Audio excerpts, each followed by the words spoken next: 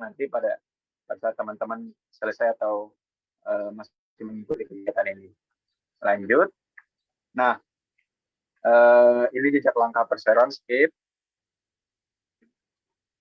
Profil investor, skip.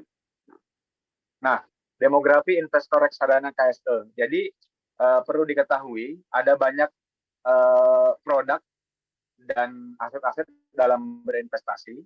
Itu ada saham, ada obligasi, ada apa namanya reksadana, ada sekarang yang lagi booming ada cryptocurrency, kemudian dan lain sebagainya. Nah, semuanya mempunyai ciri khas dan karakteristik apa namanya ciri khas dan karakteristik sesuai dengan high risk dan high return-nya. Jadi semakin kita banyak menginvestasikan uang kita dalam aset-aset keuangan tadi, maka juga kita akan mempunyai satu pilihan, yaitu imbal hasil yang tinggi dan memiliki juga resiko yang tinggi. Jadi ini adalah laksamana banyak apa namanya langkah dalam kehidupan. Jadi semakin ingin kita mencapai besarnya sebuah hasil, maka resikonya juga akan tinggi. Nah, dalam program Dana Reksa Investor Kampus ini sudah dipilihkan atau disetting sedemikian rupa untuk mahasiswa. Kenapa? Karena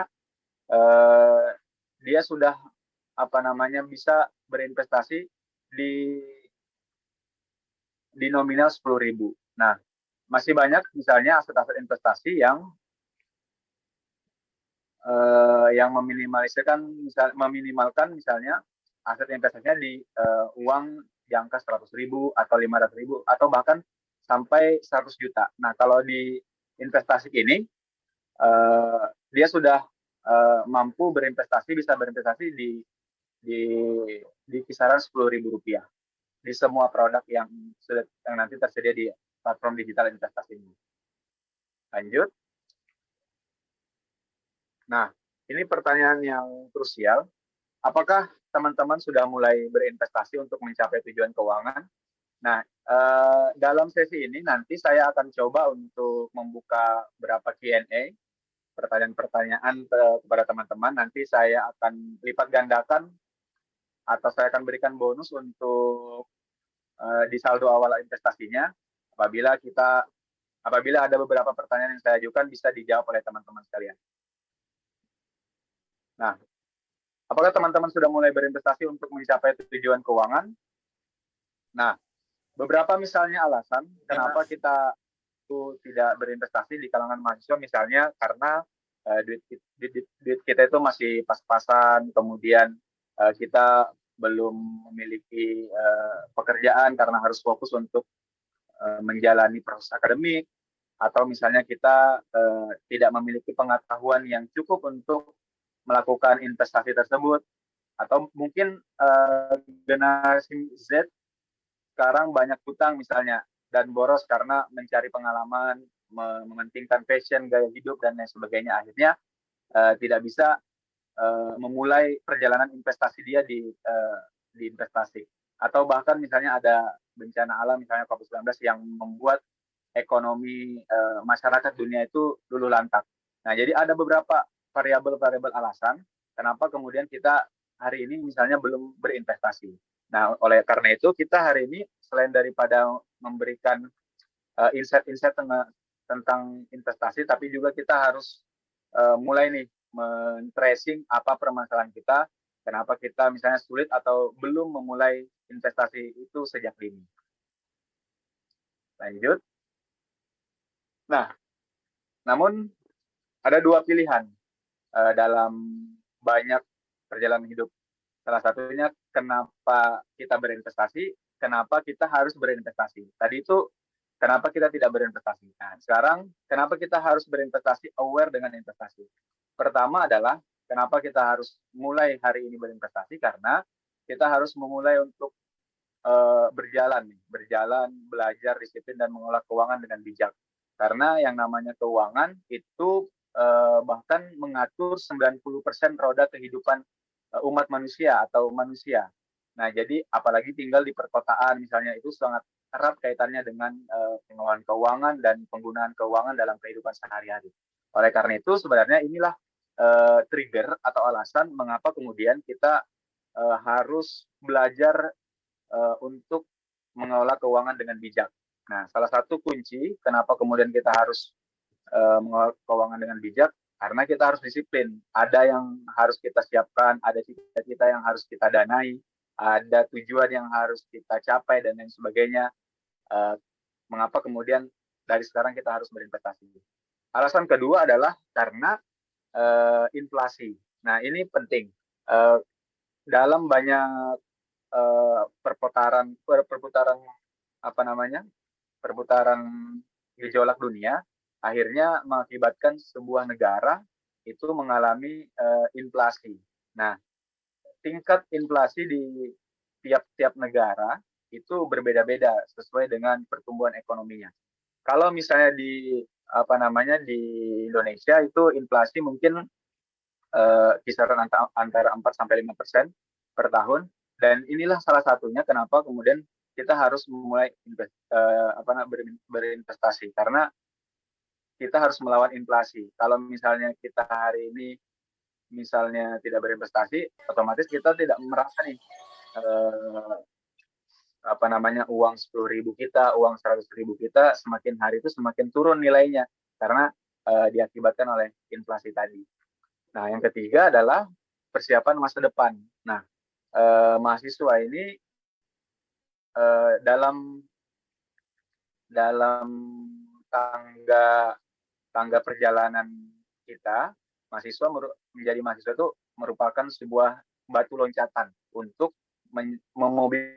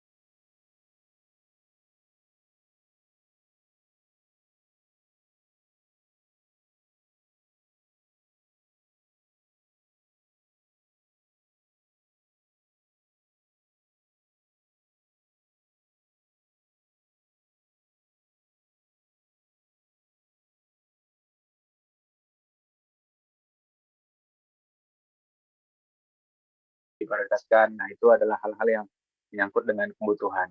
Nah, ada juga misalnya karena kita punya keinginan menggebu-gebu, kita ingin mengikuti tren zaman, kita ingin mengikuti tren fashion, tren handphone misalnya, tren brand-brand yang hari ini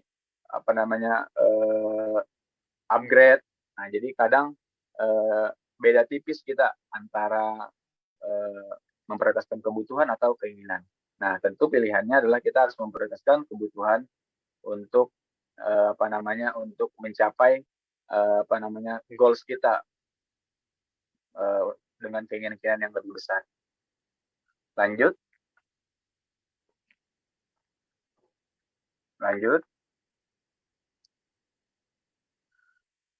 Nah, ini penting juga fase kehidupan manusia. Jadi fase kehidupan manusia itu walaupun rencana itu adalah bagian dari fase untuk melakukan tujuan. Nah, ini adalah termasuk sesuatu yang harus diprioritaskan. Jadi kalau kita tidak berencana, biasanya kita akan sulit untuk melangkah lebih jauh dalam proses kehidupan ini. Misalnya termasuk perencanaan keuangan.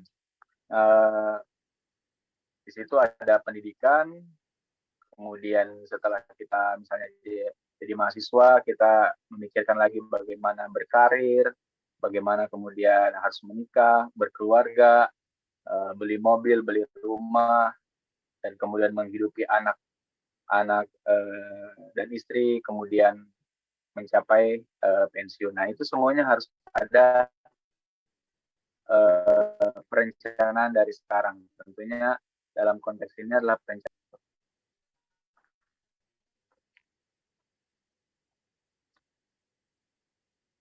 Nah, generasi milenial dan generasi Z itu dihadapkan pada sebuah fenomena. Ada namanya fenomena sandwich generation. Jadi sandwich generation ini itu ada gambarnya di slide. Kira-kira ada yang bisa menjelaskan atau memberitahukan kepada kita semua apa ya yang disebut dengan sandwich generation? Nanti moderator bisa dicatat namanya. Nanti kita akan proses untuk bonus untuk saldo aplikasi, saldo awal investasi. Silakan teman-teman. Apa yang dimaksud dengan sandwich generation?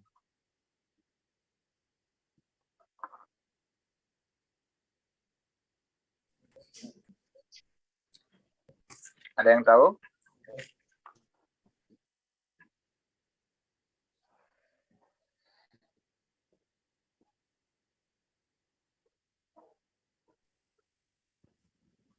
Izin menjawab, Pak.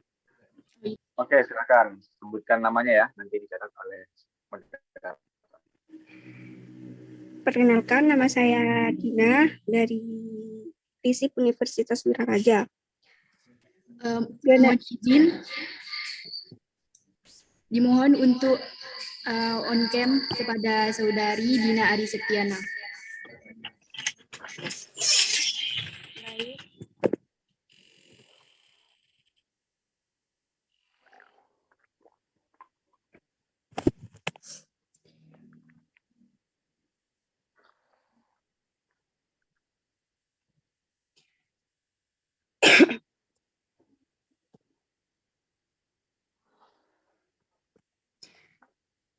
Apa arti dari generasi sandwich atau sandwich generation? Menurut saya itu sandwich generation itu adalah orang yang dimana orang tersebut berada dalam situasi yang terjepit. Dikatakan terjepit itu sebab orang tersebut dituntut untuk memenuhi kebutuhan orang di sekitarnya seperti kebutuhan orang tua dan juga kebutuhan anak-anaknya gitu. Terima kasih. Iya. Oke, sama-sama. Terima kasih. Ya, betul sekali ya. Jadi sandwich generation itu adalah antara, dalam istilahnya itu kita mendayung di antara dua pulau. Nah, mendayung di antara dua pulau ini tentu harus punya kekuatan, karena biasanya dua pulau itu banyak karangnya misalnya, atau tanahnya yang dangkal, sehingga kita harus ranjel untuk berusaha untuk mendayung di antara dua pulau. Nah, jadi sandwich generation itu tadi benar, apa kata siapa tadi? Dina ya? Dina Ari, Bapak. Dina. Nah, apa yang dikatakan Dina benar sekali, kita itu harus dituntut sekali untuk memenuhi kebutuhan orang tua kita yang sudah membesarkan kita. Di satu sisi kita juga harus memenuhi kebutuhan dan keinginan anak-anak kita yang menjadi keluarga kecil kita. Nah, itu betul sekali. Dina sudah download aplikasi investasi? Sudah, Pak. Sudah. Nah, nanti kalau sudah verified, nanti koordinator kampus akan menyampaikan ke kami untuk bisa diberikan top up sebesar 100.000. Moderator bisa dicatat. Oke, itu tadi sandwich generation. Jadi memang ini adalah bagian yang tidak terpisahkan dari tantangan generasi milenial hari ini atau generasi Z hari ini. Jadi kita itu banyak di antara kita itu akan dihadapkan pada situasi sandwich generation tadi. Oke, lanjut. Nah, bagaimana kamu bisa menghadapi situasi tersebut? Nah, salah satunya adalah tadi perencanaan keuangan yang baik. Jadi dari sekarang kita itu harus berkeinginan, ya minimal berkeinginan untuk mencapai kebebasan finansial dan berhasil mencapai tujuan keuangan kita. Nah, jadi macam-macam tujuan keuangan di situ ada 3. Pertama, ada jangka pendek, tujuan yang target mencapainya kurang dari 1 tahun. Jadi tujuan keuangan itu bisa kita cairkan atau liquid nanti pada saat kita membutuhkan dalam rentan waktu 1 tahun. Nah, jadi dalam rentan waktu 1 tahun itu, misalnya setiap bulan kita bisa menyisihkan dana investasi kita sebesar 15.000 atau 50.000 atau bahkan 100.000 dalam setahun. Nah, nanti di situ dalam produk investasi akan terlihat datanya berapa kenaikan yang bisa kita capai dalam setahun. Nah, di investasi sendiri itu imbal hasilnya lumayan kompetitif dan dengan resiko yang rendah. Itu ada dari 3% per tahun sampai kemudian 15% per tahun. Kalau kita berinvestasi di investasi, karena ada produk-produk yang sudah tersedia dan bisa kita pilih sesuai dengan profil resiko yang kita miliki. Jangka menengah itu targetnya minimal 1-5 tahun. Misalnya teman-teman hari ini notabene berada di semester 2, 3, 4, 5. Nah, artinya kita masih punya nih misalnya 3 tahun atau bahkan 2 tahun di kampus. Nah, itu habiskan masa muda kita untuk banyak-banyak berinvestasi. Nah, banyak berinvestasi akhirnya nanti pada saat kita selesai kuliah, menyelesaikan gelar sarjana kita di kampus, kita sudah bisa menikmati menikmati hasilnya dengan kenaikan investasi yang sudah kita investasikan 1, 2, 3 tahun sebelumnya. Jangka panjang di situ ada targetnya 5 tahun, bisa 10 tahun, 15 tahun, bahkan 30 tahun. Jadi teman-teman di situ silakan memilih apakah mau tujuan jangka pendek, menengah, atau panjang. Nah, itu adalah pilihan. Nah, pertanyaannya adalah apakah kita sudah memiliki perencanaan keuangan yang matang? Nah, terkadang kebanyakan kalau kita ditanya kita sudah memiliki perencanaan keuangan yang matang, ya mungkin belum. Karena kita di antara kita mungkin banyak berasal dari notabene misalnya berasal dari keluarga yang menengah saja, biasa-biasa saja, dan akhirnya ingin memobilisasi diri untuk mandiri secara finansial, untuk bebas finansial dan lain sebagainya. Nah, ini adalah bagian dari penting untuk menjadi alasan kita kenapa kita harus berinvestasi dari sekarang. Lanjut. Nah, tolong saya, ini adalah tips untuk dalam peringatan warning kita untuk menolong, untuk tolong saya atau tolong kita atau tolong kami semua untuk melakukan perencanaan keuangan dengan baik. Nah, slide-nya lanjut. Jadi pertama yang harus ada tips yang harus kita lakukan untuk bisa keluar dari zona tidak terencana menjadi zona untuk merencanakan dari sekarang. Pertama adalah kita dari sekarang nih, dari webinar ini, kemudian kita bisa masuk dalam platform digital investasi.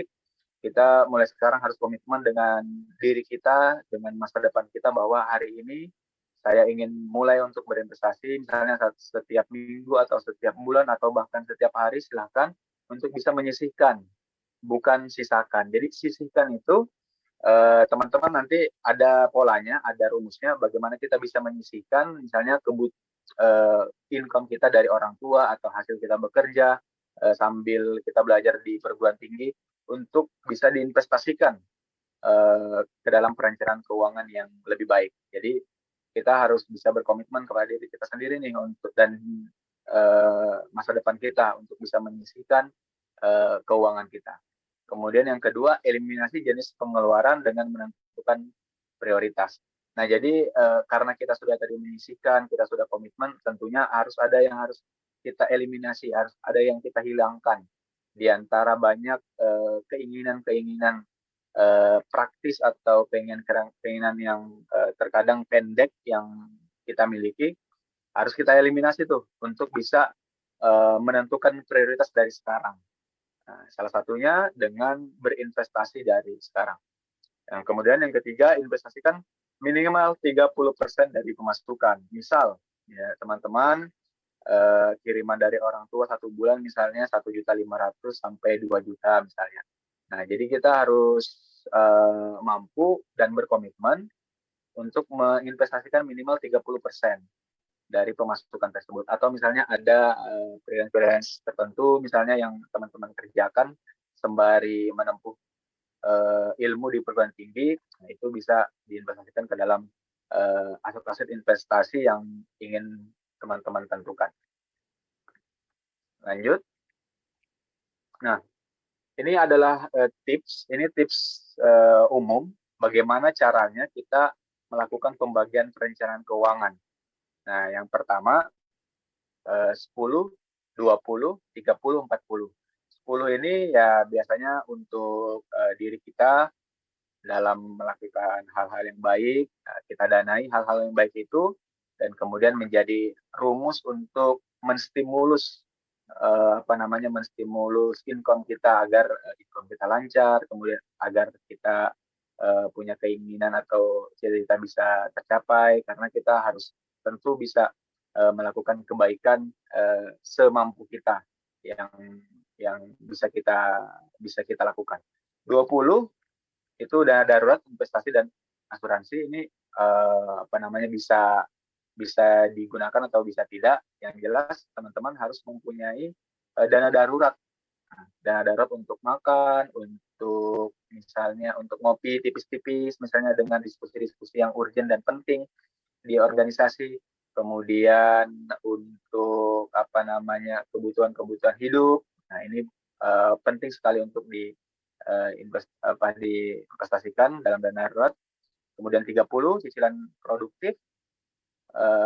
Cicilan produktif itu ya bisa bisa nyicil alat atau bisa menyicil investasi-investasi tapi produktif yang selalu bertumbuh setiap harinya dalam peningkatan aset-aset investasi yang kita miliki. Nah, yang kemudian 40 itu tentu yang paling besar adalah kebutuhan hidup, itu yang paling penting.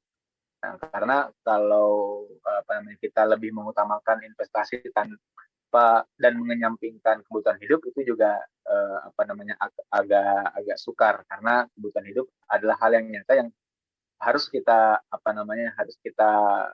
jalani dan hadapi setiap hari. Next. Nah, teman-teman sekalian yang saya banggakan, ini adalah bagian penting dalam insight Dana Reksa Gusti Kampus ini, adalah tentang instrumen investasi. Instrumen itu apakah? Instrumen itu adalah alatnya atau sebuah cara kita bagaimana kemudian bisa berinvestasi. Nah, jadi instrumen itu banyak ya. Tadi saya sudah sebutkan ada saham, ada obligasi, ada RDPU, RDPT dan lain sebagainya. Nah, fiskal aset ini ya bisa properti, kemudian kita bisa memulai bisnis, ada emas juga, perhiasan dan barang antik. Nah, jadi harus diperhatikan bahwa ada strength dan opportunity.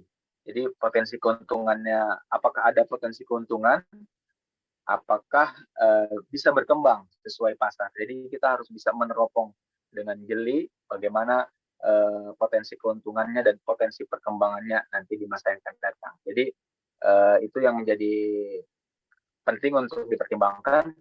Yang kedua ada weakness dan trade. Weakness itu adalah likuiditas rendah. Jadi likuiditas itu bisa dicairkan. Artinya teman-teman misalnya ada butuh dana darurat untuk didanai atau misalnya keluarga perlu dan lain sebagainya. Nah, itu hal-hal yang tidak bisa kita pungkiri. Nah, oleh karena itu aset-aset yang harus kita investasikan itu harus liquid, harus mudah dicairkan, harus bisa cair dalam waktu tempo misalnya sesuai dengan teman-teman butuhkan. Nah, ini adalah aset yang baik. Jadi aset yang baik itu harus mempunyai sifat liquid ini, harus bisa dicairkan sesuai dengan keuntungan yang beragam, sesuai dengan berapa lama teman-teman sudah dalam melakukan investasi ini. Jadi likuiditasnya rendah, butuh modal besar. treat persaingan dan butuh konsistensi dan pengetahuan. Jadi salah satu kunci untuk berinvestasi itu adalah kita harus konsisten ya terhadap terhadap rumus-rumus perencanaan keuangan, kemudian pengetahuan kita. Jadi kita harus mengupgrade terus bagaimana kita melakukan investasi tadi.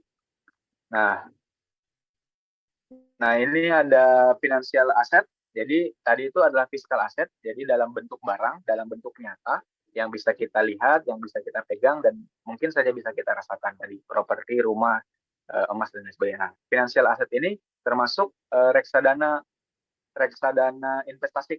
Jadi ini namanya financial asset. Jadi financial asset itu tadi ada saham, obligasi, ada RDPU, RDPT, ada campuran indeks dan lain sebagainya.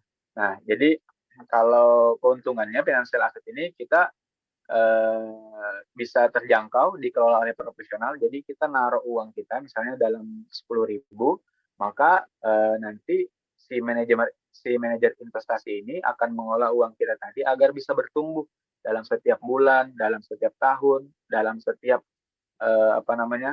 waktu yang kita sudah sisihkan untuk berinvestasi.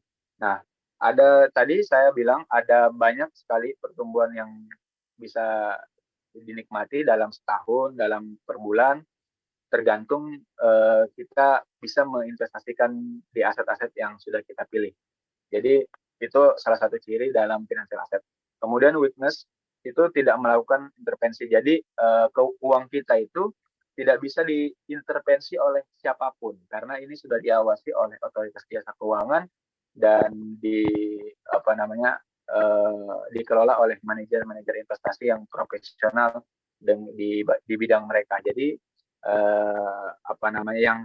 yang bisa membuat misalnya turun naiknya investasi kita itu biasanya soal mengenai kenaikan suku bunga atau kebijakan fiskal negara. Kemudian opportunity dapat berkembang sesuai pasar, trade dipengaruhi oleh kondisi pasar. Lanjut. Nah, 5 pilar investasi. Lanjut di slide berikutnya. Ada 5 pilar investasi yang harus dimiliki oleh teman-teman sekalian. Pertama adalah tetapkan tujuan dalam berinvestasi. Misalnya mau beli rumah, mau nikah, atau mau mendanai proyek-proyek besar. Nah, makanya dalam berinvestasi kita harus menetapkan tujuan dalam investasi. Nah, ini penting karena kita akan termotivasi dan berkomitmen terhadap investasi yang kita lakukan kalau kita memiliki tujuan yang jelas dalam berinvestasi. Nah, yang kedua, jangka waktu investasi. Teman-teman harus memiliki perencanaan waktu dalam berinvestasi dalam rentang 1 tahun kah atau dalam 2 tahun, 3 tahun dan seterusnya. Jadi ada waktu investasi yang harus dimiliki. Kapan saya butuh dana besar, kapan saya harus bisa mencairkan itu adalah bagian dari perencanaan jangka waktu investasi. Nah, kemudian teman-teman harus memiliki profil resiko. Profil resiko itu kalau sederhananya begini. Kalau kita mau menginvestasikan duit kita kecil, maka kita juga akan memiliki keuntungan yang kecil. Sedang juga akan memiliki keuntungan yang sedang. Kemudian kalau kita menyisihkan investasi besar, maka keuntungan yang akan kita miliki juga besar. Nah, ini adalah bagian dari profil resiko kita. Nah, ini adalah sebuah pilihan. Kemudian yang keempat, alokasi aset. Nah, kalau kita sudah berinvestasi, yang paling penting dalam berinvestasi itu adalah alokasi aset. Jadi alokasi aset itu kita harus bisa diversifikasi aset-aset yang kita investasikan. Nah, jadi misalnya obligasi 30%, kemudian sisanya misalnya bisa di instrumen-instrumen lain. Jadi kita tuh tidak bisa mengimbangi keuntungan dan kerugian kalau misalnya terjadi ada kerugian apabila pasar sedang naik dan pasar sedang turun. Yang kelima adalah review berkala. Jadi harus ada evaluasi berkala dalam investasi dan melakukan strategi baru untuk membangun portofolio investasi kita. Lanjut. Jadi investasi itu simpel sebenarnya. Pertama kita harus punya rencana, kita bisa mengeksekusi, dan terakhir kita bisa memonitor berapa pertumbuhan investasi kita hari ini, berapa pertumbuhan investasi kita per minggu, karena selalu ada pertumbuhan-pertumbuhan kecil yang akan disiarkan melalui platform digital investasi. Jadi teman-teman bisa langsung memonitornya secara langsung berapa kenaikan imbal hasil atau kenaikan uang teman-teman sejak sudah berinvestasi. Nah, ini bisa dimonitor dengan praktis, dengan mudah melalui investasi di platform digital investasi. Nah, lanjut.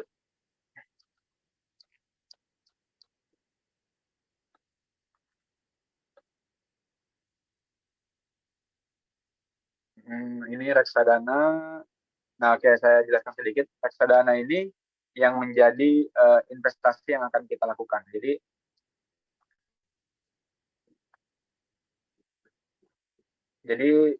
sifat reksadana itu mudah, aman, dan terjangkau. Jadi reksadana ini merupakan suatu instrumen investasi di mana return kita itu melebihi deposito bank, kemudian dan sangat cocok untuk kita yang sedang menimba ilmu dan waktu kita buat belajar. Jadi kita percayakan uang kita kepada manajer investasi, dialah yang akan mengelola uang kita yang akan kita investasikan. Nah, salah satu pilar penting dalam berinvestasi reksadana bahwa kita tahu investasi uang kita itu dikelola oleh manajer investasi berada di badan usaha milik negara. Jadi tentu dalam tanda kutip ini sudah artinya kalau negara, investasi kita tidak mungkin kolaps karena sudah dinaungi oleh negara. Jadi teman-teman jangan ragu lagi. Jadi insya Allah kita setelah menginvestasikan dan uang kita dikelola oleh manajer investasi yang berada di BUMN yang selalu bertumbuh. Lanjut. Nah, kelebihan reksadana ini bisa dimulai dengan 10.000. Nah, ada beberapa platform digital investasi, misalnya yang kita tahu misalnya ada Bibit, ada Bareksa dan lain sebagainya. Mereka belum tentu bisa menginvestasikan itu dimulai dari 10.000. Nah, tapi untuk investasi, terus kita sudah bisa memulai perjalanan investasi kita di harga Rp10.000 di semua produk. Jadi ini sudah sangat terjangkau sekali. Teman-teman bisa misalnya menyisihkan 10.000 ini untuk tidak ngopi dulu, misalnya dengan apabila diskusi-diskusi itu misalnya tidak penting, lebih baik diinvestasikan untuk kebutuhan jangka panjang. Jadi ada kayak semacam prioritas yang harus kita tetapkan sejak hari ini. Kemudian mudah dan bebas pajak. Nah, ingat investasi di reksadana ini sangat mudah dan sudah bebas pajak. Jadi teman-teman tidak khawatir apabila investasinya itu misalnya kena pajak atau tidak. Kalau reksadana ini dia tidak dikenakan pajak karena masih middle invest. Kemudian fleksibel dan liquid. Jadi reksadana itu bisa kapanpun kita cairkan, misalnya dalam per minggu bisa kita cairkan, dalam per bulan bisa kita cairkan, tergantung kita kapan butuh uangnya.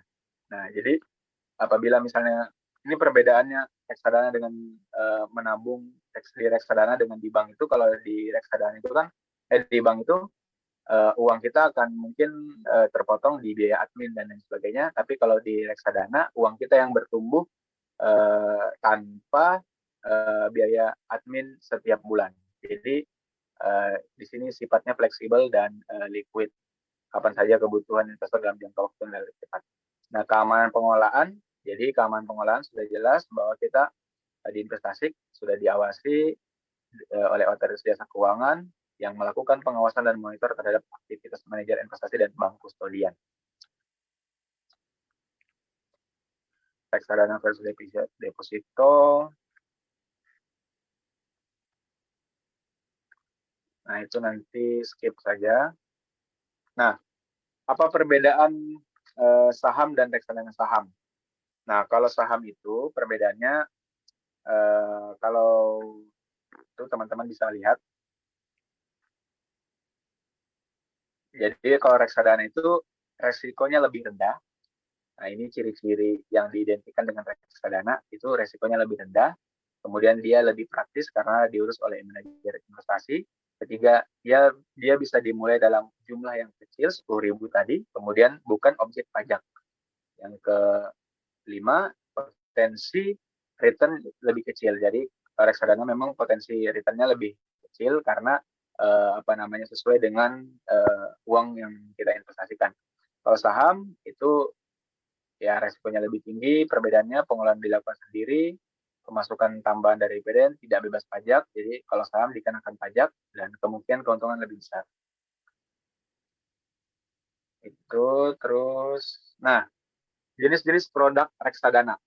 Nah, nanti teman-teman kalau sudah mendaftar di platform digital investasi, memulai perjalanan investasinya, itu nanti ada beberapa jenis produk dalam reksadana.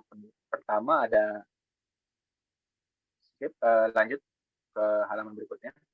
Ada pasar uang. Nah, pasar uang ini dengan return biasanya 3-5% per tahun. Kenaikan imbal hasil investasi kita, pendapatan tetap itu biasanya 7-15% per tahun. Bahkan sampai ada yang 25% tergantung dengan chart grafik yang kita selalu monitor nanti. Kemudian ada saham, ini saham juga returnnya tinggi namun resikonya tinggi, high risk high return, dan ada campuran. Nah, ini nanti bisa teman-teman bisa praktik langsung di platform digital investasi.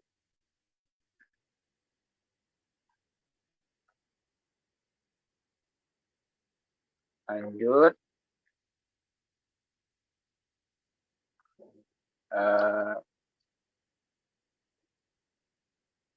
Nah,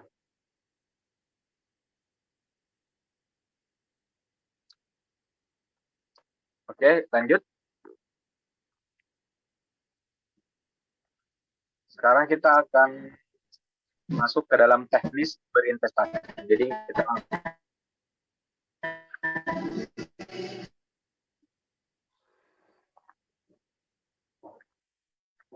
lanjut.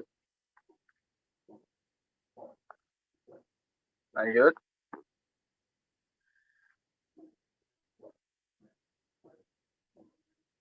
Nah, jangan khawatir teman-teman sekalian bahwa dalam berinvestasi waktu itu adalah teman terbaik kita. Hari ini mungkin kita berpenampilan biasa-biasa saja, tapi investasi kita sudah mencapai puluhan juta atau ratusan juta. Jadi terkadang itulah sifat dari kekayaan. Kekayaan itu sebenarnya tidak terlihat. Ada orang yang mengatakan dia kaya, dia punya iPhone, bla bla bla, tapi ternyata saldo investasinya sedikit atau tidak punya investasi apapun. Nah, jadi dalam untuk memulai investasi, untuk memulai kekayaan kita, kita itu harus benar-benar bisa mengatur kebutuhan, yang mana keinginan. Jadi semakin cepat kita memulai investasi kita, semakin banyak waktu bagi uang untuk bertumbuh. Nah, jadi mari kita praktek dalam berinvestasi. Slide berikutnya.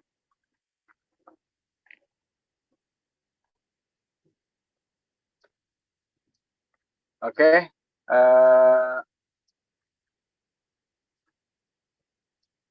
Ada yang ditanyakan dulu sebelum saya masuk ke dalam platform digital investasi.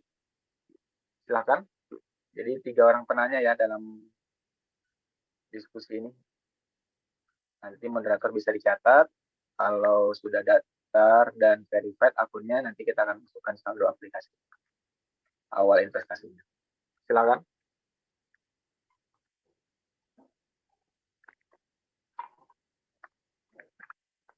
Ada yang sudah tahu investasi atau mau mereview?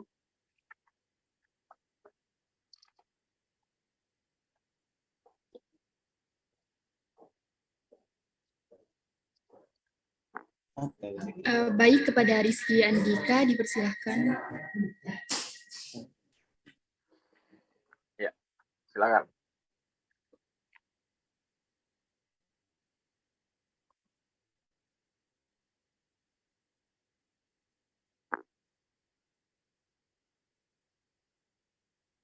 Ada yang tanyakan dulu sebelum saya memulai teknis dalam berinvestasi?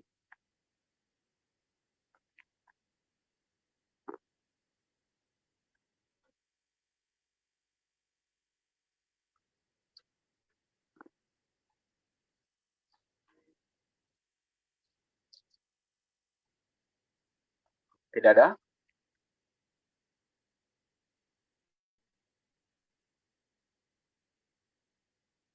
Oke, kalau tidak ada saya lanjut ya.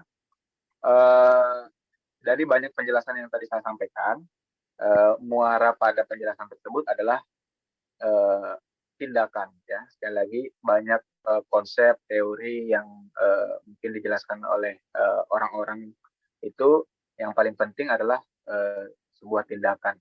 Nah, tindakannya adalah mari kita mulai perjalanan investasi kita dari sekarang. Nah, saya akan memperkenalkan sedikit mengenai investasi. Jadi investasi ini adalah merupakan aplikasi atau platform digital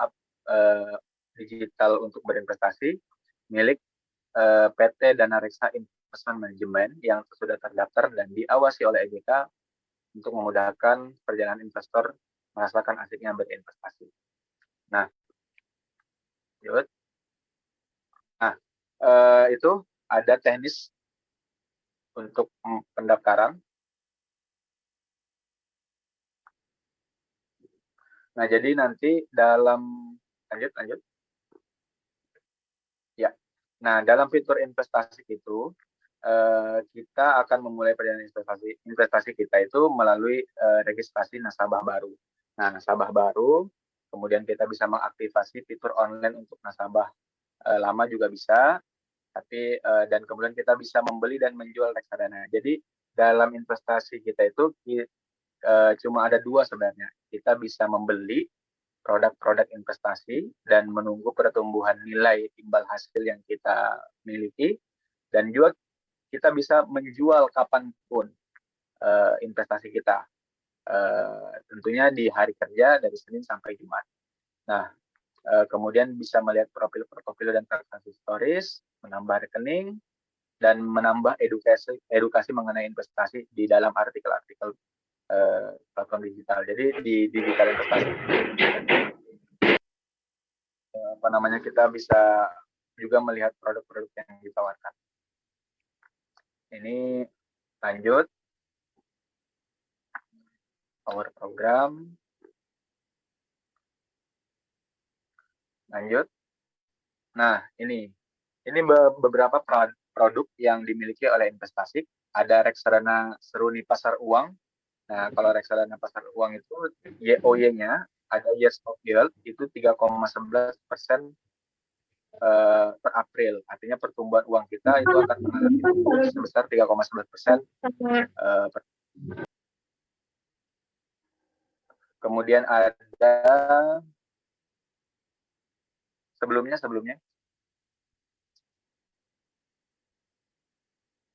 PPT-nya yang sebelumnya. Sebelumnya. Ya, ini. Nah, ada reksadana Melati, pendapatan tetap utama. Itu yes old-nya 6,52% per tahun. Ada seruni pasar uang syariah, ada juga nanti pendapatan tetap.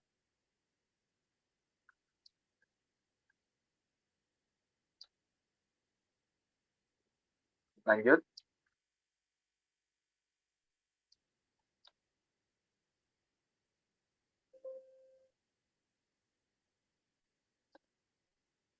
Nah, proses transaksi penjualan, teman-teman yang belum mendownload aplikasi investasi, nanti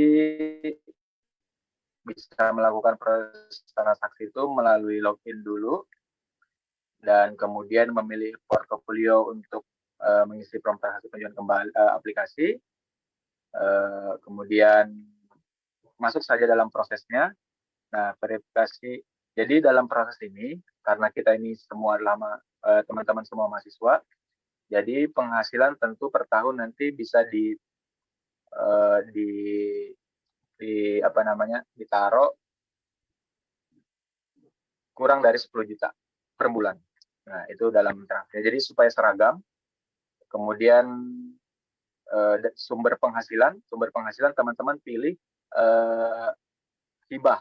Yang lebih simpel itu pilih hibah saja. Kalau orang tua nanti ada data orang tua lagi yang diisi, jadi lebih baik mengisi pilihan hibah. Jadi tidak ada lagi isian untuk orang tua dan lain sebagainya. Kemudian mendapat itu kode verifikasi di email, masukkan, dan 1 kali 24 jam akan diverifikasi oleh CS dari Dana Reksa Investment Management, kemudian pemrosesan transaksi, dan aplikasi bisa digunakan kalau sudah verified. Nah, sesimpel itu karena kita mendaftar di investasi itu adalah menjadi seorang nasabah investor, dan kita harus menyertakan data diri dan profil resiko kita agar kita mampu untuk melihat sejauh mana kita berinvestasi dengan produk-produk yang sudah ada di sana. Oke, terima kasih. Itu saja yang bisa saya sampaikan. Setelah ini kita sudah mulai bisa untuk berinvestasi dan melakukan praktik. Dimulai dari Rp10.000, teman-teman sudah bisa berinvestasi dan bisa memonitor imbal hasil atau keuntungan yang didapatkan dalam proses per bulan, per tahun yang teman-teman sisihkan dalam berinvestasi.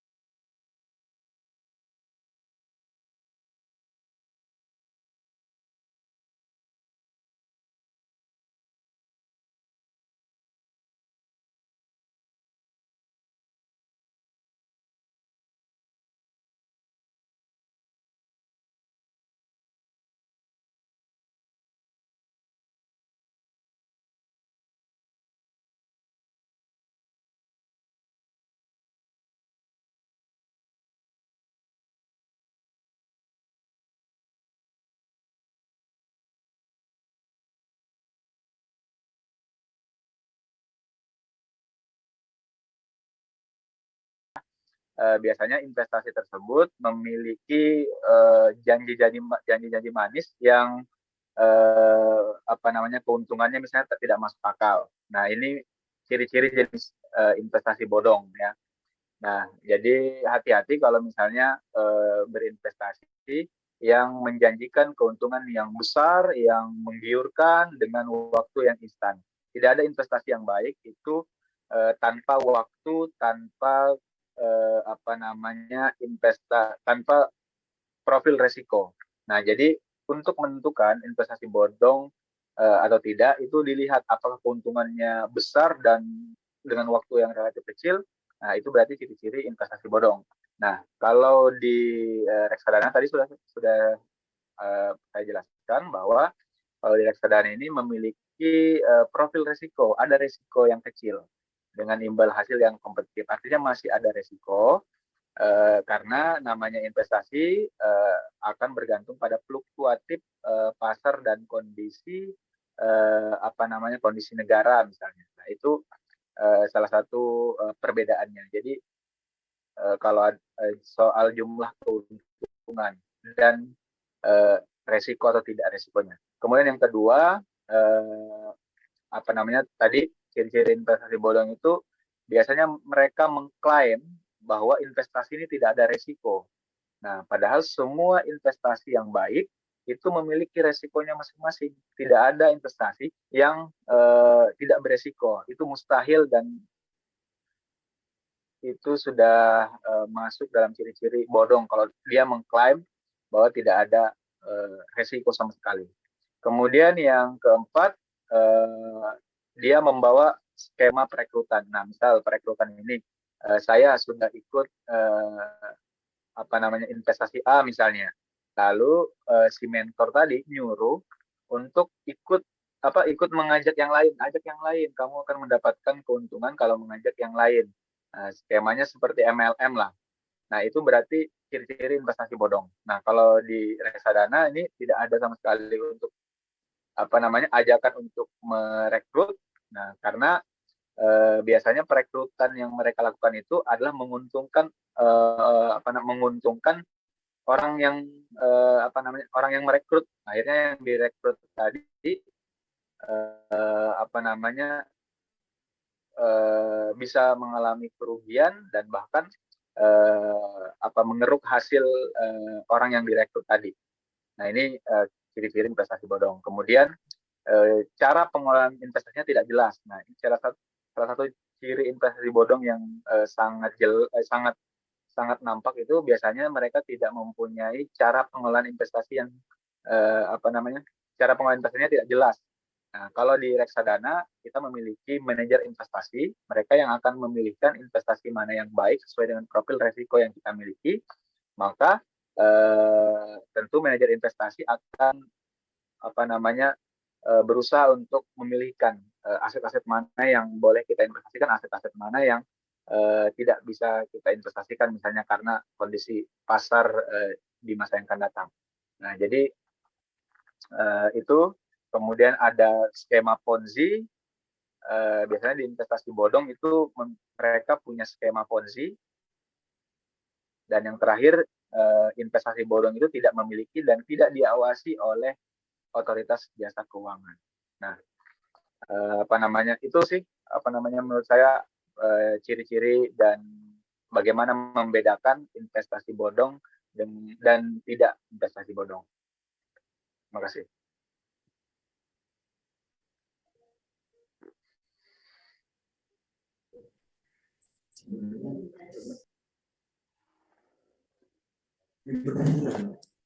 Ada lagi mungkin satu penanya?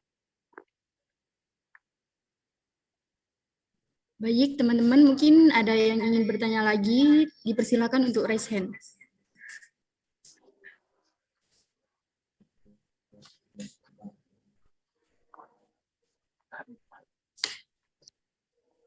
Baik, Bapak, mungkin nggak ada lagi yang ingin bertanya. Oke, kalau tidak ada yang ditanyakan, saya ingin menghimbau karena ini teman-teman sudah ikut dalam reksadana Goes to Campus. Saya menghimbau untuk teman-teman bisa menginstal aplikasi platform digital investasi teman-teman yang sudah menginstal dan registrasinya sudah berhasil akan dikirim ke saya, koordinator kampusnya, data-datanya, dan kita akan langsung memproses saldo awal investasi yang yang menjadi trigger atau alasan investasi di investasi. Apalagi ya, sama itu aja sih mungkin. Baik Bapak, terima kasih disampaikan. Baik, itulah tadi hasil pemaparan dari narator hebat kita pada hari ini. Semoga dengan seminar ini kita dapat mempelajari ilmu investasi untuk melindungi nilai aset dari inflasi yang menyebabkan turunnya daya beli uang yang kita miliki. Serta dengan berinvestasi, kita mampu membantu memenuhi kebutuhan di masa yang akan mendatang. Baik seperti itu, dengan berakhirnya acara inti Virtual Expo Danareksa Bastu Kampus Universitas Wiraraja, maka berakhir pula lah acara kami pada hari ini. Terima kasih. Wassalamualaikum warahmatullahi wabarakatuh. Waalaikumsalam warahmatullahi wabarakatuh. Warahmatullahi wabarakatuh. Ya. Terima kasih.